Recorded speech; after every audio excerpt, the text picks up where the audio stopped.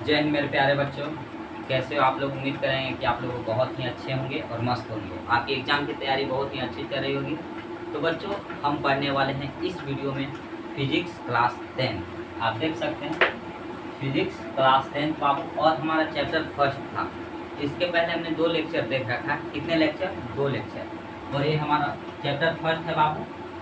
तो इसके पहले वाले वीडियो में हमने पढ़ा था कि प्रतिबिंब कितने प्रकार के होते हैं और कौन कौन। ये बाबू मोस्ट इम्पॉर्टेंट प्रश्न है कि प्रतिबिंब कितने प्रकार के होते हैं और कौन कौन होते हैं। तो हमने बताया था कि प्रतिबिंब 2 प्रकार के होते हैं, एक वास्तविक प्रतिबिंब और एक आभासी प्रतिबिंब। तो उसके आगे अब हम पढ़ने वाले हैं कि दर्पण कितने प्रकार के होते हैं और दर्पण किसे कहते हैं। हमारा अगला टॉपिक है दर्पण। ठीक है बाबू, दर्पण जिसे मिरर कहते हैं, इंग्लिश में मिरर कहते हैं। ठीक है, तो देखिए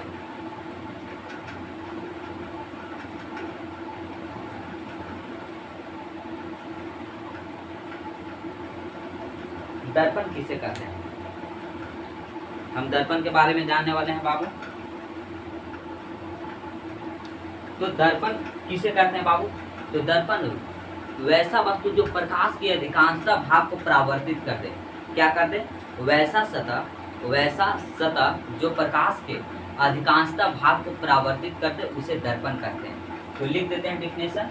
ये तो एग्जाम में नहीं आते हैं बाबू कि दर्पण किसे कहते हैं। वैसा सतह जो प्रकाश के अधिकांशतः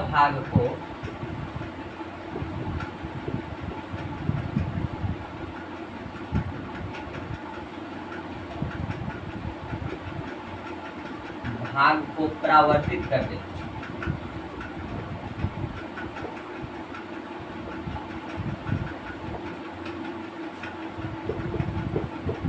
कर देता है उसे दर्पण कहते हैं।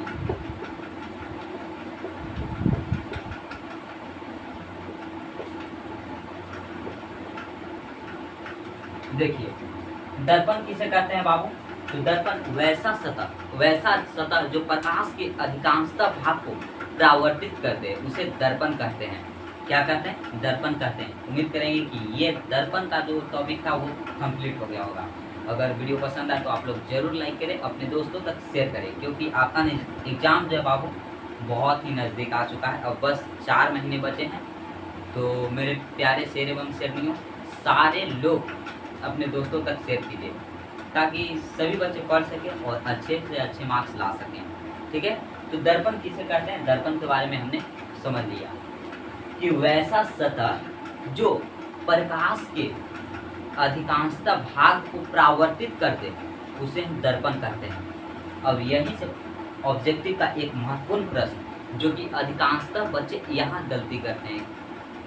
देखिए क्वेश्चन आता है ऑब्जेक्टिव का हमारा कि दर्पण कितने प्रकार के होते हैं। दर्पण कितने प्रकार के होते हैं?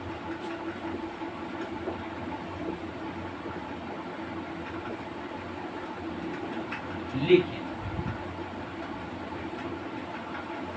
क्वेश्चन हमारा कहता है बाबू कि दर्पण कितने प्रकार के होते हैं। लिखें कि दर्पण जो है वो कितने प्रकार के होते हैं और वो कौन कौन। तो बच्चे कहाँ गलती करते हैं? बोलते हैं कि दर्पण 2 प्रकार के होते हैं, उत्तल और अवतल दर्पण। नहीं बाबू, यहाँ आपका गलती हो जाएगा। अगर बोल दे कि लिखें या कौन कौन होते हैं तो आप अगर उत्तल और अवतल लिखते हैं तो गलती हो जाएगा। यहाँ लिखना है कि दर्पण 2 प्रकार के होते हैं। कितने प्रकार के होते हैं बाबू? 2 प्रकार के। बोले कौन कौन? तो पहला हमारा हो जाएगा समतल दर्पण।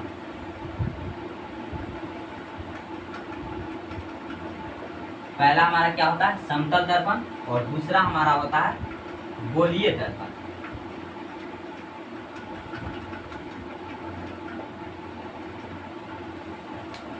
क्या होता है बाबू? दर्पण कितने प्रकार के होते हैं? ऑब्जेक्टिव आएगा 2 प्रकार के होते हैं। कितने प्रकार के? 2 प्रकार के।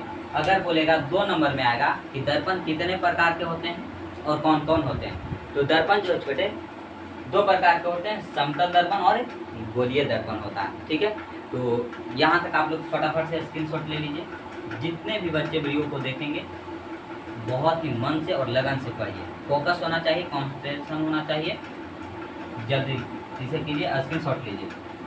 और अब हम पढ़ने वाले हैं समतल दर्पण के बारे में कि समतल दर्पण का विशेषताएं, समतल दर्पण की जो विशेषता है वो क्या क्या है। तो आप लोग यहाँ तक स्क्रीनशॉट लीजिए, मिटा देते हैं बाबू।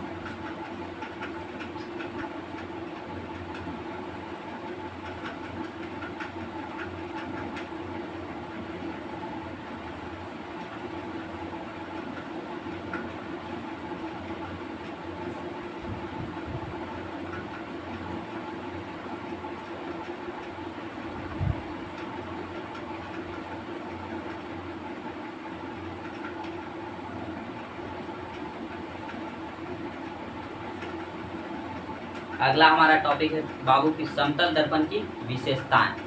तो लिखेंगे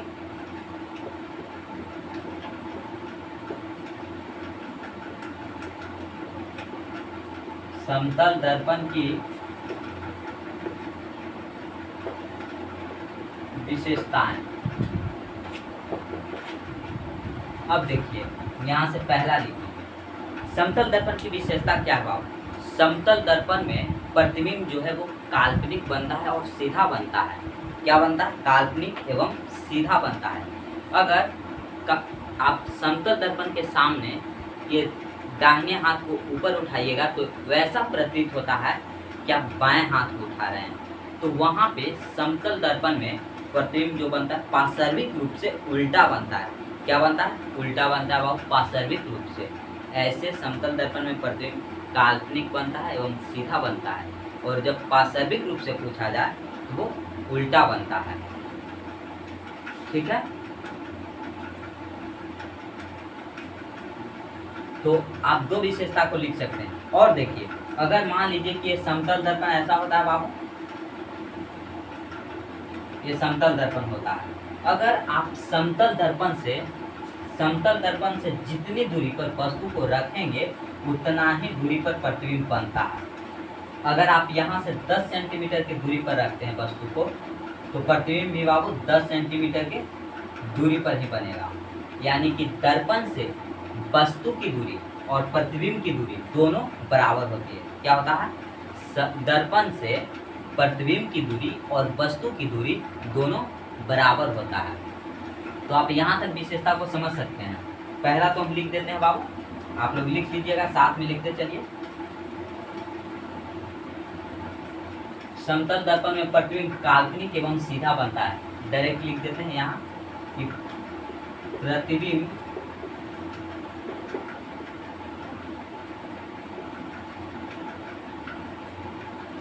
काल्पनिक एवं सीधा बनता है। दूसरा देखिए बताए थे पार्श्विक रूप से उल्टा बनता है, यानी बाएं हाथ को उठाइएगा तो दाएं हाथ दिखेगा और दाएं हाथ को उठाइएगा तो बाएं हाथ दिखता है। फिर पार्श्विक रूप से उल्टा बनता है।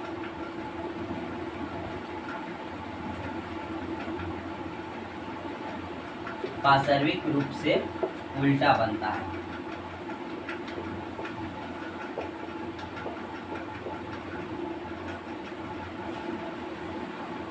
प्रतिबिंब।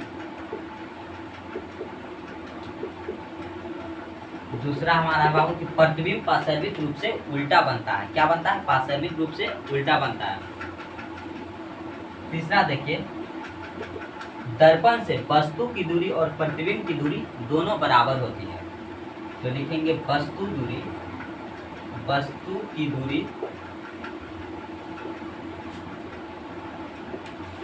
और प्रतिबिंब की दूरी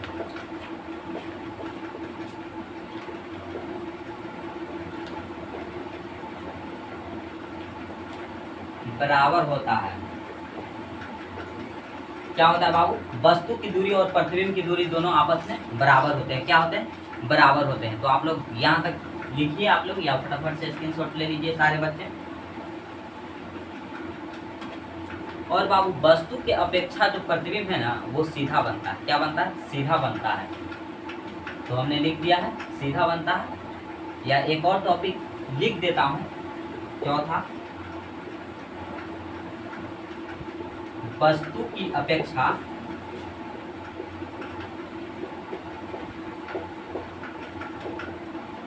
प्रतिबिंब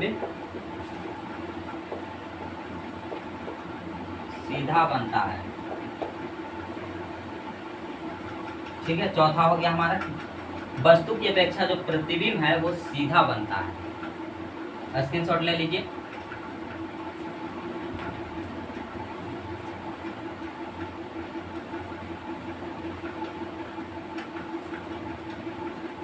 अब देखिए एक और, अगर बाबू दर्पण से जितना आगे वस्तु रहेगा उतना ही पीछे प्रतिबिंब बनता है, तो लिखेंगे कि दर्पण से जितना आगे वस्तु रहेगा उतना ही पीछे प्रतिबिंब बनता है।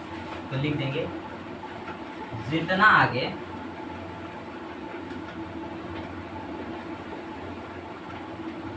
वस्तु रहेगा उतना ही पीछे प्रतिबिंब बनेगा।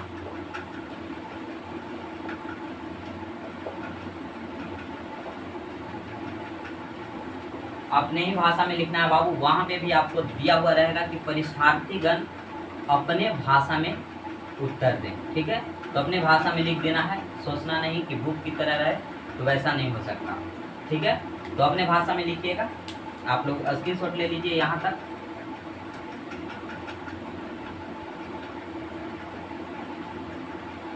ले लिए होंगे, तो अब इसे मिटा देते हैं बाबू।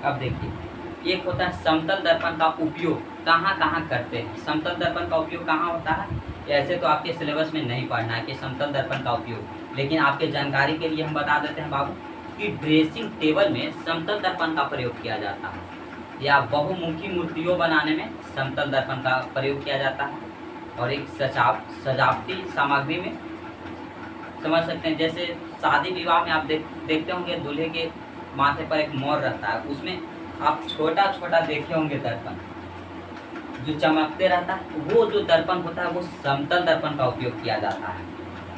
तब आप समझ सकते हैं सजावटी सामग्री में समतल दर्पण का प्रयोग, ड्रेसिंग टेबल में समतल दर्पण का प्रयोग, और बहुमुखी मूर्तियों को बनाने में भी समतल दर्पण का प्रयोग किया जाता है। आप लोग यहाँ तक आप उम्मीद करेंगे कि कोई परेशानी कोई दिक्कत नहीं हुआ होगा और बहुत ही बेहतरीन समझ में आया होगा। तो अब हम पढ़ते हैं गोलीय दर्पण की ओर। क्या बाबू, गोलीय दर्पण की ओर। गोलीय दर्पण किसे कहते हैं? हमारा अगला टॉपिक है बाबू, गोलीय दर्पण किसे कहते हैं।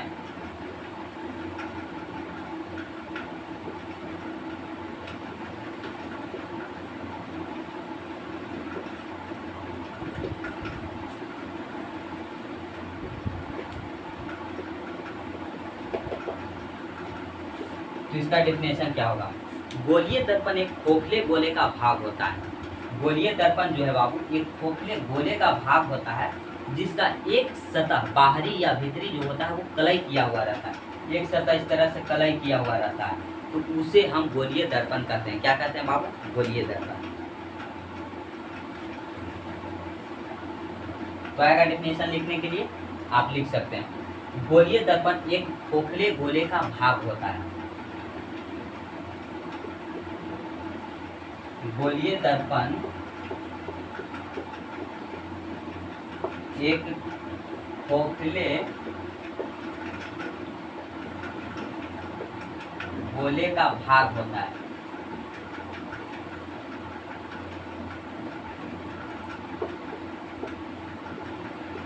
जिसका एक सतह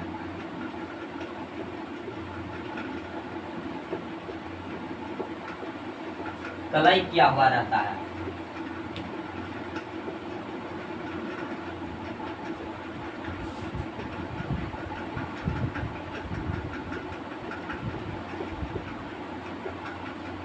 देखिए, गोलीय दर्पण किसे कहते हैं?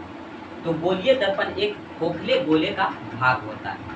गोलीय दर्पण बाबू एक खोखले गोले का भाग होता है जिसका एक सतह जो है वो कलई किया हुआ रहता है, उसे हम गोलीय दर्पण कहते हैं। क्या कहते हैं? गोलीय दर्पण कहते हैं। अब देखिए, इसके बाद ऑब्जेक्टिव प्रश्न आएगा कि गोलीय दर्पण कितने प्रकार के होते हैं। ये सब जो हम ऑब्जेक्टिव बताते हैं वो सारे को आप लोग याद रखिएगा, क्योंकि यही सब एग्जाम में आते हैं, कहीं अलग से नहीं आएंगे, आपके चैप्टर से ही आएंगे। अगर आप डीपली पढ़ते हैं तो आपके चैप्टर से आए हुए हर एक प्रश्न ऑब्जेक्टिव हो या सब्जेक्टिव हो, सारे बन जाएंगे। ठीक है, आपको न्यूमेरिकल भी कराया जाएगा और ऑब्जेक्टिव आपको वो PDF द्वारा हमारे चैनल पे आपको बताया जाएगा। ठीक है, और बहुत ही बेहतरीन हर एक ऑप्शन के साथ। तो आप लोग यहाँ ध्यान से पढ़िए ताकि ऑब्जेक्टिव के क्लास आपका लाइव चलेगा, तो उसमें आप धुआंधार दीजिए आंसर।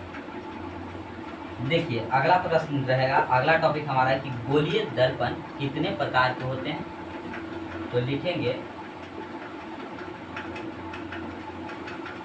गोलीय दर्पण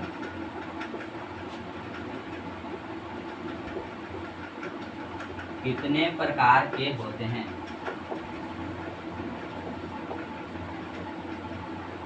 तो बाबू गोलीय दर्पण 2 प्रकार के होते हैं। कितने प्रकार के होते हैं छोटे? 2 प्रकार के। तो लिखेंगे 2 प्रकार के होते हैं। कितने प्रकार के? 2 प्रकार के होते हैं। और पूछेगा कौन कौन। तो अब देखिए, यहाँ अधिकांशतः बच्चे ये गलती करते हैं कि दर्पण कितने प्रकार के होते हैं, तो वहाँ पे लिख देते हैं उत्तल दर्पण और अवतल दर्पण 2 प्रकार के, लेकिन वहाँ ये गलती नहीं करना है। यहाँ ये बताना है कि गोलीय दर्पण कितने प्रकार के? 2 प्रकार के। पहला उत्तल दर्पण और दूसरा हो गया हमारा अवतल दर्पण।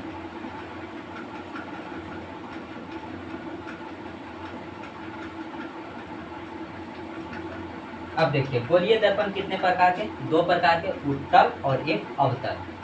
बच्चे गलती यही करते हैं कि दर्पण कितने प्रकार के, तो वहाँ पे लगा देते हैं उत्तल दर्पण और अवतल दर्पण, तो वहाँ पे आपकी गलती हो जाता है और 2 नंबर कट जाता है। ठीक है, तो गलती ये नहीं करना है और बहुत ही बेहतरीन शानदार आपको आंसर देना है। गोलीय दर्पण कितने प्रकार के? 2 प्रकार, उत्तल दर्पण और अवतल दर्पण। अगर पूछे कि दर्पण कितने प्रकार के, तो वो भी होता है बाबू 2 ही प्रकार के, लेकिन कौन कौन पूछेगा तो वहाँ देना है समतल दर्पण एवं गोलीय दर्पण। ठीक है, तो आप लोग यहाँ तक का स्क्रीनशॉट सारे बच्चे ले लीजिए, स्क्रीनशॉट ले लीजिए। हट जाते हैं।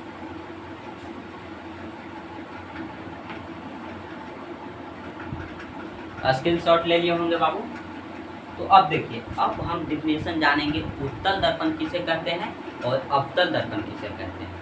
आप लोग यहाँ तक स्क्रीनशॉट ले लिए होंगे। ठीक है, तो अभी ये मिटा देते हैं बाबू।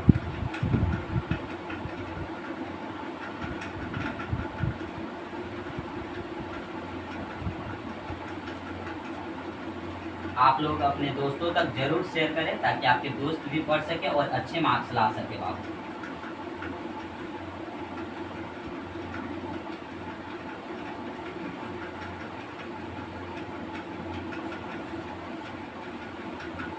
तो देखिए, उत्तल दर्पण और अवतल दर्पण जो होते हैं बाबू, एक गोलीय दर्पण का भाग होता है। क्या होता है? गोलीय दर्पण का भाग होता है।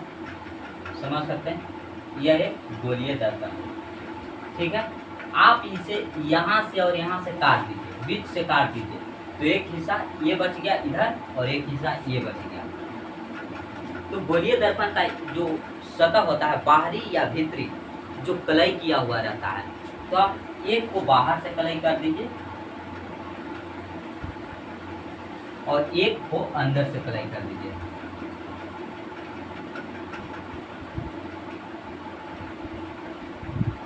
तो आप कलई कर दिए होंगे, एक बाहर से दिख रहा होगा बाबू और एक अंदर से दिख रहा होगा। ठीक है, तो यहीं से अब उत्तल दर्पण और अवतल दर्पण कौन है ये जानेंगे। तो वैसा दर्पण जिसका बाहरी सतह कलई किया हुआ रहे, क्या रहे? बाहरी सतह कलई किया हुआ रहे, उसे अवतल दर्पण कहते हैं। और वैसा दर्पण जिसका भीतरी सतह कलई किया हुआ रहे, उसे हम उत्तल दर्पण कहते हैं। या वैसा दर्पण, सिंपली जानना है, वैसा दर्पण जिसका परावर्तक सतह उभरा हुआ रहे। क्या रहे? उभरा हुआ रहे। तो आप देख सकते हैं उभरा हुआ दर्पण का है, इसका परावर्तक सतह जो है बाबू उभरा हुआ है, उसे हम उत्तल दर्पण कहते हैं। तो ये हमारा हो गया उत्तल दर्पण।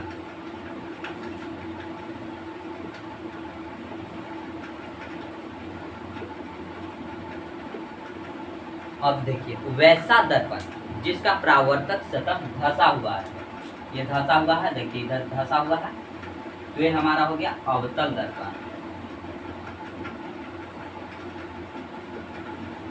वैसा दर्पण जिसका परावर्तक सतह धंसा हुआ रहे उसे अवतल दर्पण कहते हैं, और वैसा दर्पण जिसका परावर्तक सतह उभरा हुआ रहे उसे हम उत्तल दर्पण कहते हैं।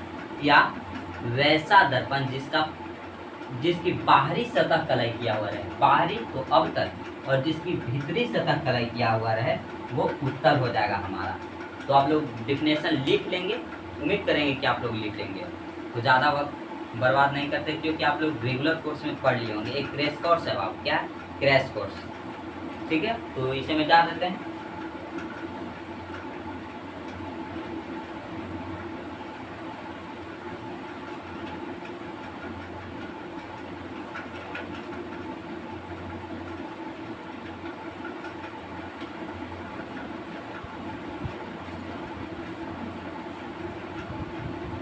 अब हमारा आता है बाबू ध्रुव किसे कहते हैं। तो ध्रुव दर्पण के मध्य बिंदु को दर्पण का ध्रुव कहते हैं।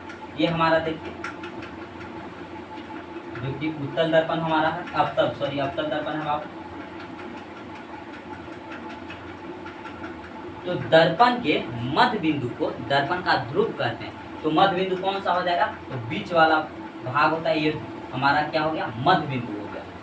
तो दर्पण के मध्य बिंदु को दर्पण का ध्रुव कहते हैं, तो इसे बाबू हम ध्रुव कहेंगे, जिसे हम इंग्लिश में पोल कहते हैं, और इसे पी से सूचित करते हैं। या कहीं कहीं पी दिया हुआ रहेगा, टेंशन नहीं लेना है, पी से पोल, और पोल यानी ध्रुव, ठीक है। तो दर्पण के मध्य बिंदु को दर्पण का ध्रुव कहते हैं। आप लोग यहाँ तक याद रखिएगा कि दर्पण का ध्रुव किसे कहते हैं, तो दर्पण के मध्य बिंदु को दर्पण का ध्रुव कहते हैं। अब देखिए बाबू वक्रता केंद्र किसे कहते हैं, वक्रता केंद्र किसे कहते हैं, अगला आ जाएगा वक्रता केंद्र। तो ये जो दर्पण है बाबू, ये कभी गोला का भाग रहा होगा, क्योंकि हमने इसे गोला में से ही तो काट के अलग किया है। एक इधर से था, देखिए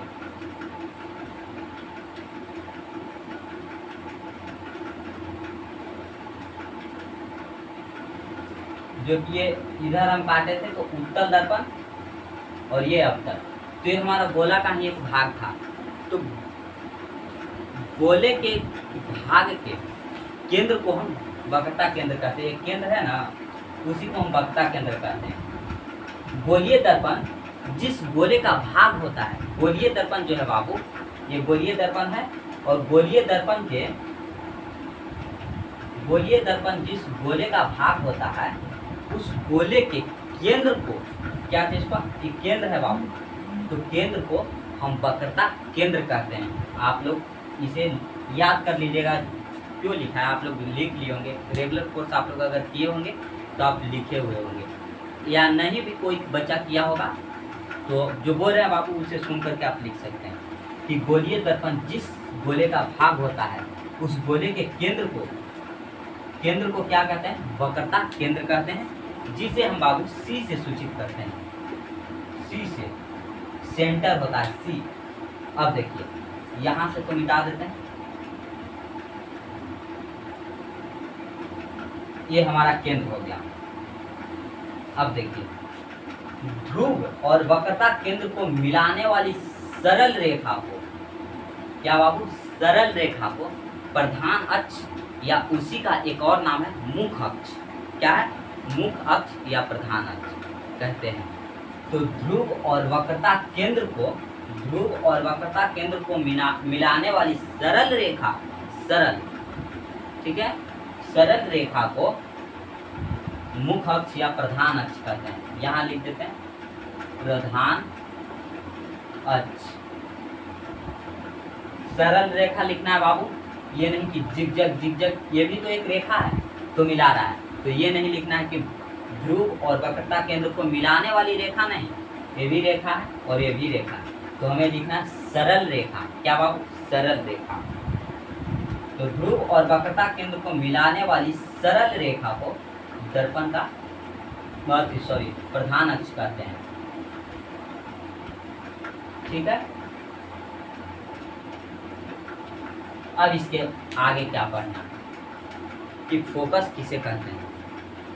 फोकस किसे कहते हैं? जब प्रकाश की किरण आकर के दर्पण से टकराकर, जब प्रकाश की किरण आकर दर्पण से टकराकर, ये दर्पण से टकराकर बाबू परावर्तन के बाद, परावर्तन के बाद जब टकराएगा तो परावर्तन होगा, देखे होंगे टकराया और परावर्तन होकर के वापस चला गया, इस तरह से। तो प्रकाश की किरण दर्पण से टकराकर परावर्तन के बाद प्रधान अक्ष को जिस बिंदु पर कट करेगा, प्रधान अक्ष को जिस बिंदु पर कट करेगा, उस बिंदु को दर्पण का फोकस करेंगे।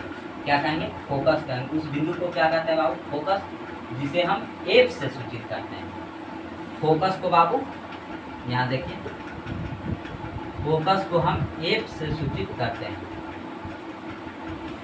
फोकस को हम एफ से सूचित करते हैं। जब प्रकाश की किरण दर्पण से टकराकर परावर्तन के बाद मुख्य अक्ष को यानी कि प्रधान अक्ष को जिस बिंदु पर कट करेगा, उस बिंदु को हम फोकस कहेंगे। ठीक है, क्या कहते हैं? फोकस कहते हैं।